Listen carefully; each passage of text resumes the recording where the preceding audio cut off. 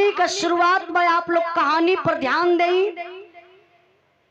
प्राण गुजरात के रहे वाला एक किसान जेकर नाम बतावल गयल जगदीश। उनकर चौथा पन चलत रहल। 70-75 साल का उनकर उम्र रहल। परिवार के मोह माया में भक्ति भजन एकदम भुलाई गईलन। दुनिया में खाली समझे कि बस हमार परिवार हो। एक दिन का बात में अपने नाती पोता परिवार के साथे बैठल हुए, तब तक दरवाजे पर एगो भिखारी आयल। भिखारी अलग जगौलस कलस की अलग निरंजन मालिक दरबार से कुछ मिले।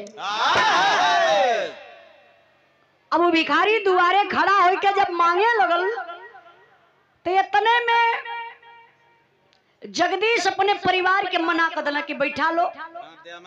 अरे भिखारी है न बा, रोज का काम होला, तमाम भिखारी अवल जाले, कुछ मत दा, वो अपने आप दुआरे से लौट जाई। अच्छा तो कहल जला कि ना जाने किस भेष में मिल जाए भगवान। भगवान कभी कभार लोग कहेला भिखारी के भी रूप में आ जलन, कोरही के भी रूप में भगवान आपका परीक्षा लेवे बदे आ जलन।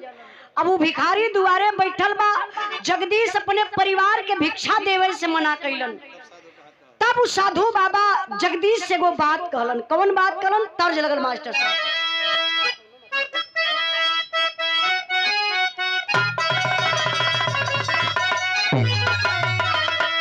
यही पार गंगा माई हो, वही पार यमुना हो।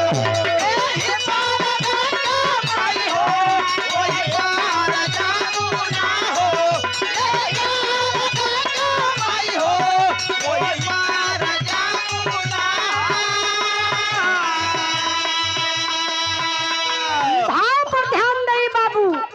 कहत बाबू भिखारी कहलस का कुछ ना ले आइल बाड़ा, कुछ ना ले जाई बाबू।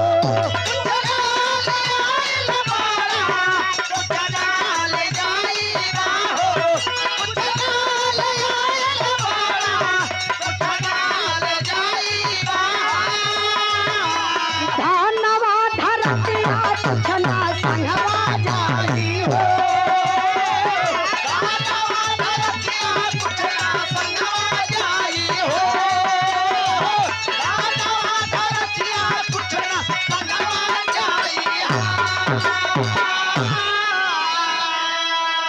हित मित होला साबा सारथक साथिया हो।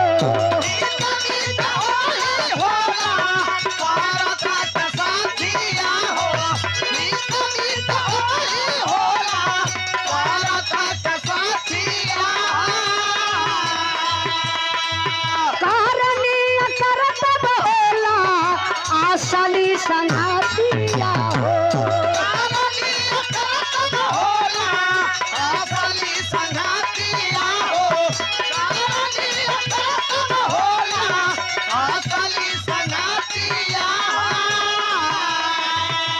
पूछता भजनिया कैला राम का चरनिया ढाला।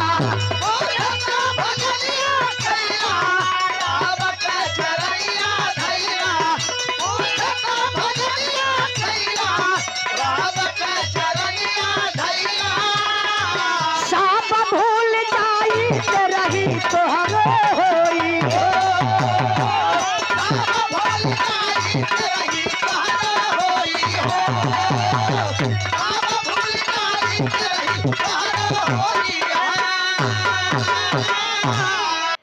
साधु बाबा उजन भिखारी का भेष बनाए के आल हुआ। जगदीश से कहले कि कहो बचवा, हम तो से भिक्षा मांगत थैला, तुम माया मोह में भुलायल हुआ, तनी से भिक्षा ना देत हुआ, हमके डांटत हुआ। अरे सुना हमार बात, दुनिया में न कोई कुछ लेके आयल बा, न केहू कुछ लेके जाई। जितना बड़ा आयल बा उतने बड़ा चल जाई। तो काहे इतना घमंड करत हुआ, थोड़ा से बचवा कुछ दे दा। गुस्सिया गई जगदीश और साधु बाबा के कहले कि तो हमार खोपड़ा लगत बा कि खा जाई बैठल बैठल दुआरे। ई भिखारी ना ई दिमाग चट्टा बा। ई अब दिमाग हमार चाटत बा जेके लोग कहला इरिटेट करत हो। तो वो कहा कि दिमाग चट्टा है हमार दिमाग चाटत बा। फिर कहला साधु बाबा ए बच्चवा हम तोर दिमाग ना चाटत हैला। अरे तोके कबले लोग याद करी जबले तू बढ़िया से चल लेबा फिर लेबा काम धंधा करबा 10 रुपया कमैबा तबले तोहार परिवार में सम्मान हो। जौने दिने खटिया पे हो जाइबा वही दिने तोहरे मौत को लोग इंतजार करी। मर जाइबा तोहरे तेरही ले तोहार लोग चर्चा करी। तेरहिया होइला के बाद तोहके सब भुला जाई केहू न याद करी। जब इतनी बात जगदीश सुनल तो बोले गुस्सा में लाल आग बबूला हो गई जगदीश। अब गुस्सा में लाल हो के जगदीश कैलन का एक लाइन तर्ज लगल मास्टर साहब।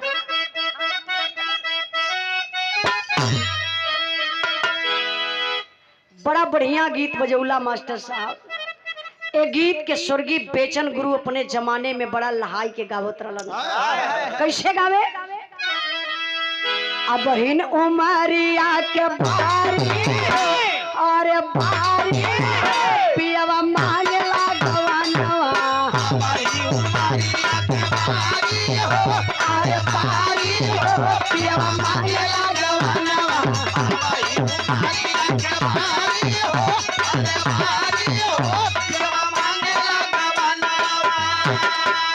अब हिन उमरिया मोरी नेनुआ का पतिया।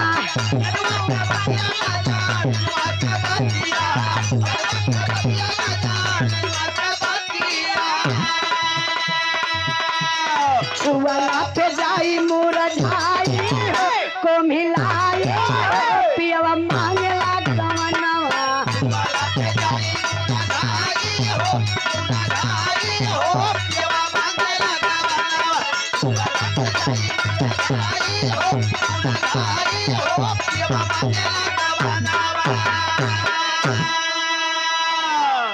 घनश्याम भैया यही में एक लाइन हमहू गौले बनी।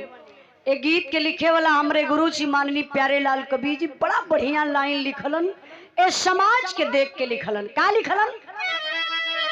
नशवा में पियवा मोर माता हर माता दरुआ पी के पागलाला। नशवा में पियवा मोर माता हर माता दरुआ पी के पागलाला। नशवा में पियवा मोर माता हर माता दरुआ पी के पागलाला। ई तर्ज रहल मनोरंजन के लिए। तर्ज के छोड़ी आप लोग भाव पर ध्यान दें। आप गुस्सा में लाल जगदीश और साधु बाबा के डांटत हुवन कहत हुवन। का कहलन? कहवा से आई बा भिखारी अरे दुआरी नंबर 1 का भिखारी। कहवा से आई बा दुआरी दुआरी नंबर 1 का भिखारी। कहवा से आई बा दुआरी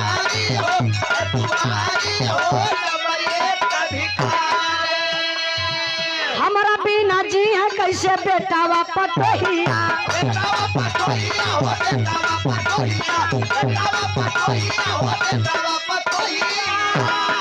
ओ नहन के हम ही बताई कुल रहिया।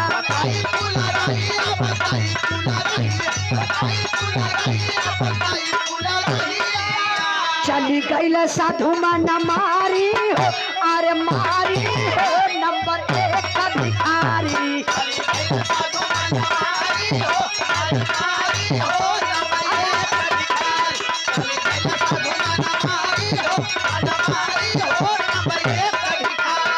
साधु बाबा के डांटे शुरू कैलन जगदीश।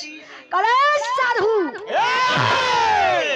ऐसा साधु सवादु बहुत यवलन। बड़ा बड़ा साधु के देखली आयल हवा हमार परिवार बिगाड़े। हमके बड़का ज्ञान देत हुआ बड़का ज्ञानी भल हुआ अरे हमरे ही भरोसे हमार बेटवा पतो परिवार चलेला। लगली का हो भैया ई का कैला का तो मैडम वही हम नया नया सीखत रही। हम कहली सीखत हुआ तो जाएगा का तू फील्ड में सीखबा कि रोडवा पे सीखबा तो कौन रेल के चल जाई। अब आधा जाए हमारा गेट उट पचका देना का करी, सबके अमान के सहाई के पड़ेला। लेकिन यही लिए हम ड्राइवर लोन के बहुत मानीला। ड्राइवर लोग अपने मन का मन बढ़ू भी बोले, इतना मन बढ़ई भी ना करे के चाहिए। हाँ हर ड्राइवर ना, कुछ ड्राइवर के खाली भाई समझे लगे तो एक्सीडेंट होबे ना करी। लेकिन अगला ड्राइवर अवत था तब कट मार दिया, कहीं देखा गरियो देना ड्राइवर गाड़ी दे के कट मार के छुआ के चल दी। इसलिए हम कहते हैं कि ड्राइवर भाई आप लोग भाईचारा बना के चलिए। 100 रुपए का पुरस्कार चला ये आज अब यहाँ से सुना लो। अब की बार भुलाई तो फिर आप लोगों से पूछब, देखी कितना ईमानदारी से आप लोग बिरहा सुनत हुआ। हम तो ईमानदारी से गावत हिला, जब हमसे 20 ईमानदारी आप लोग देखा तब जाके बिरहा सफल हुई। अब की बार बिरहा हम पूछब तो आप लोग जरूर बतईबा कि बिरहा हमार पहुंचल कहाँ बा।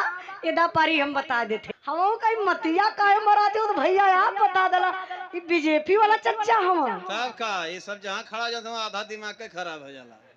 लेकिन कुछ भी ना, अच्छा इंसान हुआ चच्चा। हाँ वो भी आ गए हमके बीजेपी से मतलब ना, इंसान से मतलब बा। आप कौनो पार्टी से वही अगर इंसानियत हो आपके अंदर तो आप महान हैं। समाजवादी मालूम है अयो अपने पीडीएफ परिवार में हो, अपने ही परिवार से हो, घबराई मत रही है हरे झंडवा खाली उड़ा ले रही है। अब बिरहा पर ध्यान दई, जगदीश दुआरे बैठल में भिखारी आई के जगदीश से कहलस कि को माया मोह में भटकत हुआ, अरे भक्ति भजन कई के अपन मुक्ति बनाई लेता। तो हर जन्म बन जात तो के स्वर्ग प्राप्त हो जात। तने में गुस्सा में लाल बाबू जगदीश निकाल ललन लाठी वो भिखारी के मारे बोदे। दरवाजे से चलना तनी लाठी मारो तो हर शकल न पहचान में आई। साधु बाबा कहले बचवा हम जा थैला गुस्सिया मत, लेकिन एक बात हमारे याद रखिया, तुमसे हम मिले आई जरूर। जब तुमसे मिले आई तो हम इतने कहा का हो जगदीश तू समझ जाइया कि हम उहे साधु और तू उहे जगदीश। साधु बाबा चल गईलन। धीरे धीरे बाबू कुछ दिन बीतल। साधु बाबा कुछ दिन के बाद फिर अइले वही जगदीश के दुआरे। जब जगदीश के दुआरे अइलन तब भयल का मास्टर साहब हारन भैया थोड़ा कम करा, बहुत बोला था यार। हालो और थोड़ा कम करा हारन, साउंड बढ़ावा हारन कम करा। हालो इको भी थोड़ा कम करा, 0-1 के बीच में रखा, खुदा डिस्टर्ब कैले। हालो अभी भी ज्यादा लगा था, 0-1 के बीच में खाली रंगीन बोले, बस डबल टिबल बोली तो बिरहा समझे में ना आई। हालो चला ठीक वेतनों पर ही चली। अब साउंड हल्का से बढ़ा दा। हालो चलो बिरहा पर ध्यान नहीं बाबू। अब साधु बाबा कुछ दिन के बाद फिर अइलन जगदीश के दुआरे। तब भयल का एक लाइन तर्ज लगल मास्टर साहब।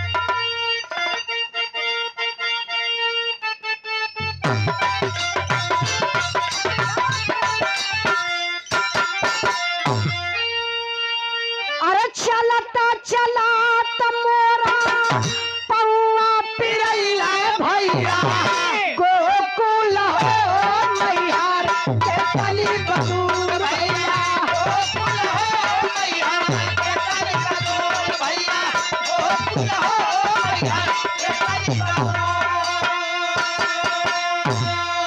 भाव पर ध्यान नहीं, कहना है क्या? अरे धीरे धीरे दिन कोई साल बीत गईला अइला साधु जी हो फूला साधु जी हो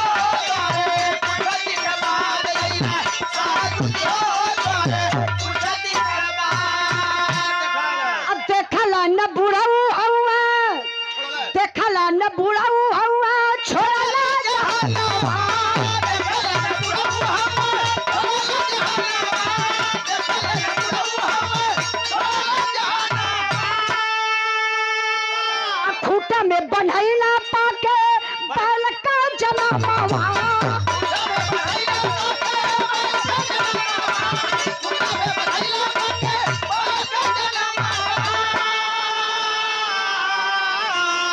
अरे मानव जन्म से फिर बल बन गईला अइला साधु जी हो द्वारे कुछ दिन के बाद अइला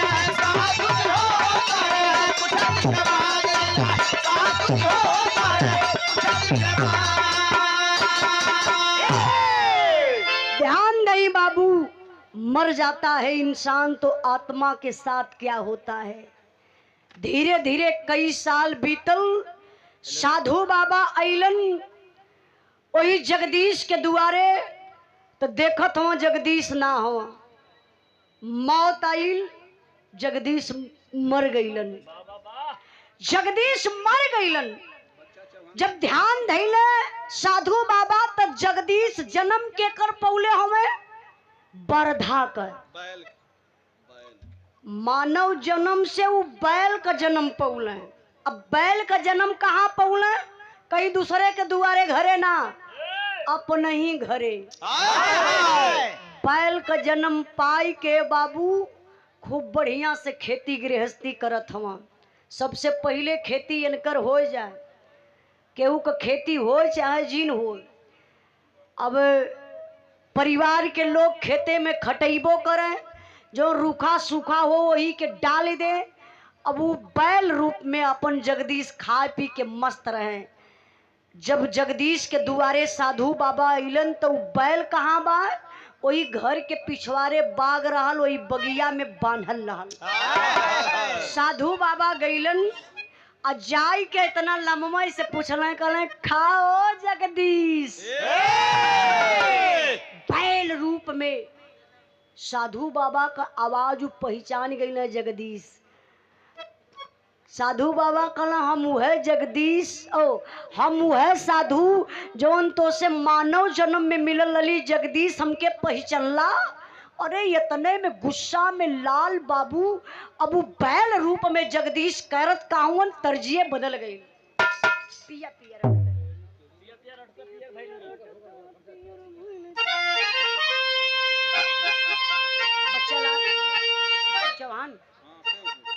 बच्चा लाल चौहान शिवपुर के धरती से ए बिरहा के भाव पर प्रसन्न होकर के काउंटिंगियों आजे हो जाई का? नहीं नहीं, जैसे अब इन ओटवे का विचार बना था कि काउंटिंग शुरू है। थोड़ा से यार ध्यान दे, एकदम बिरहा ऐसा गावत ला जो आप लोगों के जिंदगी के साथे होत बा, यही लिए मैं बिरहा गावत बनी। तनी से ध्यान दिया तब आप लोगों के समझ में आई कि बिरहा का चीज होला। बहुत बहुत धन्यवाद बच्चा लाल भैया की तरफ से 100 रुपए का पुरस्कार। बिरहा में तर्ज लगल मास्टर साहब।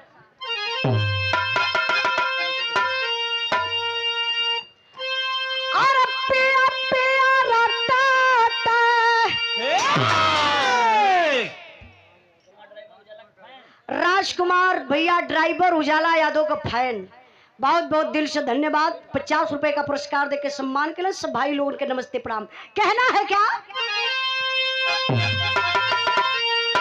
अरे पिया पिया रटाता, अरे पिया पिया रटाता, पिया रे भइल देहिया रे सखिया।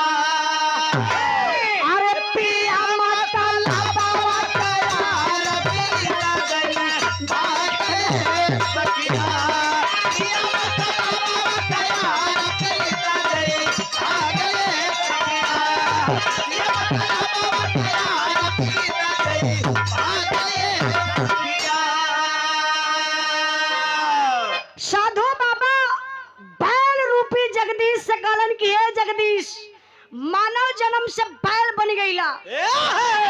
अरे एक दिन खुटवा तोड़ाई के जाता कोनो मंदिर के परिक्रमा कई के चलियौता, जन्मवा तो हर सुधर जात, मुक्ति तो के मिल जात। तब गुस्सा में लाल ऊ बैल रूपी जगदीश कहत का हुआ मास्टर साहब। अरे राजकुमार भैया आप है का कि दूसरे का? ओम प्रकाश सरोज। ओम प्रकाश सरोज सरौना के धरती से 50 रुपए का पुरस्कार विराह के भाव पर बहुत बहुत धन्यवाद कहना है। अरे मारी गैला मोती तोहरा, अरे मारी गैला मोती तोहरा, काहे बौरैला साधु। अरे बेटावा हमार परेशान रुपया नहीं धान साधु।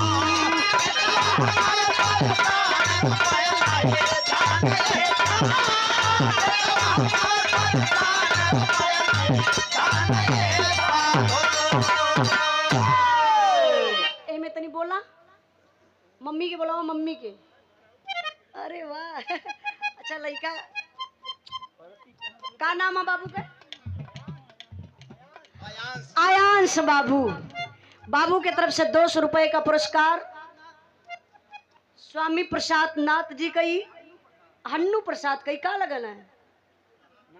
अरे नाती हो ना बाबू। अच्छा आप लोगों का आशीर्वाद लगे, बाबू पढ़ लिख के समाज में नाम रोशन करे। देखा इंद्राज भाई तनिको इनके ही ना लगा हम के करे कोरा में हिला। बोलबा कुछ अच्छा इनके तक खिलावल जा घंटन लेकिन गावे के हो। ऐला मगा ले